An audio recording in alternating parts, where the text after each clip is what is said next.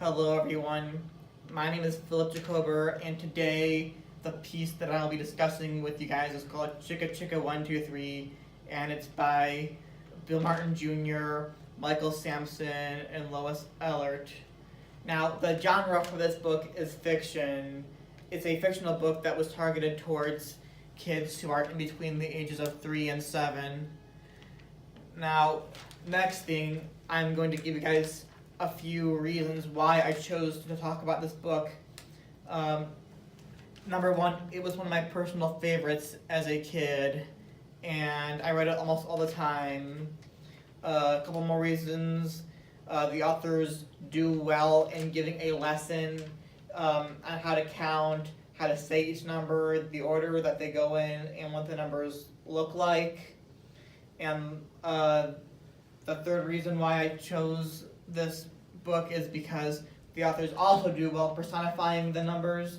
They give them human characteristics such as talking, crying, and thinking. Now, there are also a few things that are unique to this book. Now, the first thing is probably something that you guys personally will not find unique, but this book talks about the numbers 0 through 10, and then the numbers that end in a 0 until you get to 100, and the number 99. Now, what makes that unique is, from my personal experience, from other books for kids that had to do with numbers, usually they would only go up to number 10 or 20, no higher than that. And there are also a couple of other things I find unique about this book.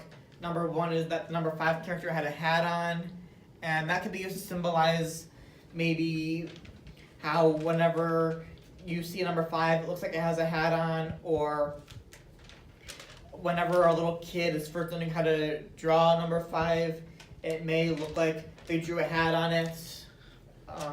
The last thing that I find unique about this book is that the number 70 had a long hairstyle, and that could be used to represent a long hairstyle that people used to have back in the 1970s.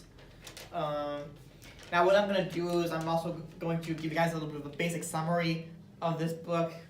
So again, this book is called Chicka Chicka 123, and it's about the numbers 0 through 10, and the numbers that end in a 0 until you get to number 100, and it also talks about the number 99. And the numbers, and all the numbers except for 0, climb up to a tree, and they all race together, and then when they're racing in the tree, the number 0 repeatedly asks if there's going to be room for him up in that tree. And so what happens is once all the numbers are in there except for him, he just starts to cry and one more time asks if there's going to be a place up there for him. And then right when he's crying, a bunch of bumblebees fly over to the tree, and they scream at the numbers to get out of their tree. And so what happens is the numbers fall out of the tree, and then the number 0 climbs back up the tree and finally says that he found a place for himself, which helps him get out of his misery. And the last thing that happens in this book before it ends is that the number 10 climbs back up the tree while the number 0 is still up there, and the two numbers 0 and 10 come together to form the number 100, and that also helped the number 0 get out of his misery. And there is one more thing that I want to throw at you guys before I wrap this up. I gave you guys the summary, so I'm gonna give you guys just this one last thought. Chicka Chicka 123 is the companion to another children's book, Chicka Chicka Boom Boom.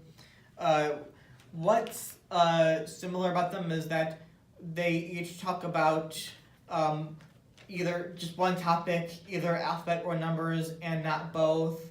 And what else is similar is that they talk about the numbers or letters in the order that they go in, how to say them, and what they look like. But the difference is one only has to do with numbers and not the alphabet, while Chicka Chicka Boom Boom has to only do with the alphabet and not numbers. So again, I told you guys about the book Chicka Chicka 1, 2, 3. I told you guys who the authors were again. They are Bill Martin Jr., Michael Sampson, and Lois Ehlert. I told you guys the genre they are, it's a fictional book for kids in between ages 3 and 7. And I told you guys that I'll be talking about the book as a whole and what I find unique about it and why I chose the book. Again, my name is Philip Jacober, and thank you for your time.